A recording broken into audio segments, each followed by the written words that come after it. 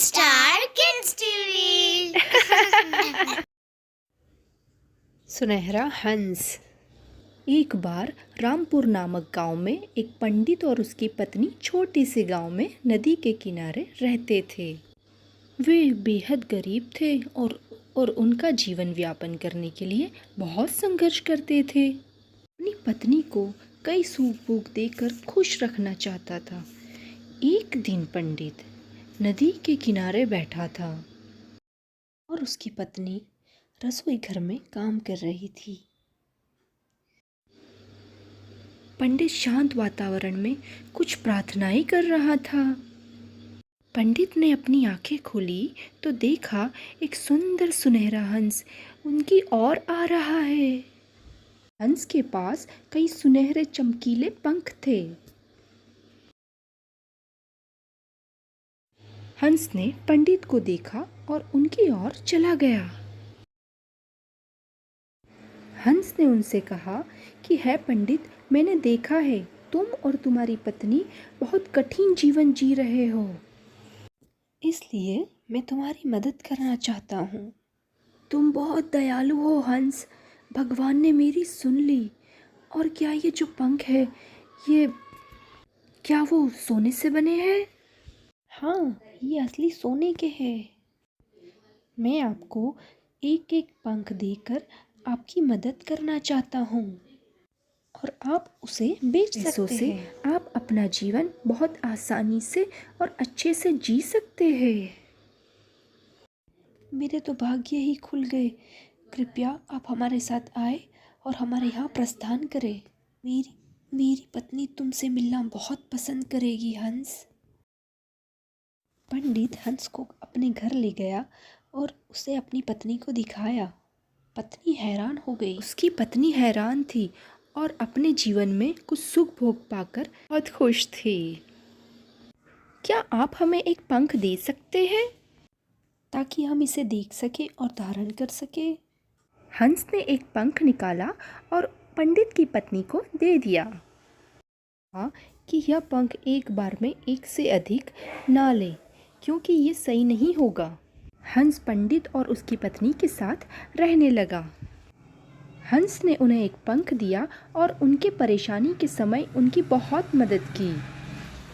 हंस चारों ओर उड़ता और उसे देखना तो एक हसीन नज़ारे जैसा था। पंडित और उसकी पत्नी बहुत खुश थे। उन्होंने एक एक पंख बेचकर पैसे जुटाना शुरू कर दिया। पंडित अपनी पत्नी को अक्सर याद दिलाता था कि वे उपहार को पाकर बहुत भाग्यशाली है, पर हमें इसका दुरुपयोग कभी नहीं करना चाहिए। कई दिन बीत गए और एक दिन पंडित पंख बेचने के लिए बाजार गया और पत्नी खाना बना रही थी। स्वर्ण हंस कोने में सोया हुआ था, पर अचानक पंडित की पत्नी को विचार आया, यह हंस हमारे साथ कब तक ऐसे रहेगा? हमें तो बस इसके पंखों की ज़रूरत है, लेकिन इस प्रक्रिया में हमें इसे खिलाना है और स्नान कराना है। हम इसकी देखभाल ऐसे नहीं कर सकते। हम इस पर भरोसा नहीं कर सकते। यह हंस भाग भी सकता है और कभी वापस नहीं आया तो हम फिर से गरीब हो जाएंगे। यदि मैं ये सारे पंख ले लूं तो क्या बुरा होगा? ये सो रहा हो तब मैं इसके सारे पंख निकाल लूं। हमें अपने जीवन में एक भी दिन काम नहीं करना पड़ेगा। हम पंखों को सुरक्षित रूप में संभाल कर रख सकते हैं और जब मन चाहे तब इस्तेमाल भी कर सकते हैं। वे धीरे धीरे हंस के पास गई और उसे पकड़ लिया। हंस भयभीत हो गया। पत्नी छोड़ो मुझे। हंस के सारे पंख खींचने की कोशिश कर रही थी, तभी हंस खुद को मुक्त करने के लिए संघर्ष करने लगा। मुझे तुम्हारे हालत की परवाह नहीं है, मैं तुम्हारे सारे पंख निकाल लूंगी। अरे तुम ऐसा क्यों कर रही हो?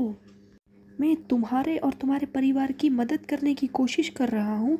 लालची औरत हो तुम, और तुम जीवन के सुख भोग के लायक नहीं हो, क्योंकि तुम उनका दुरुपयोग करोगी। तुम्हारे पति तुम्हें सबसे अच्छा चाहते हैं, लेकिन तुम तो बहुत लालची औरत हो और मैं मेरी इच्छा के अनुसार तुम्हें स्वर्ण पंख देता रहा।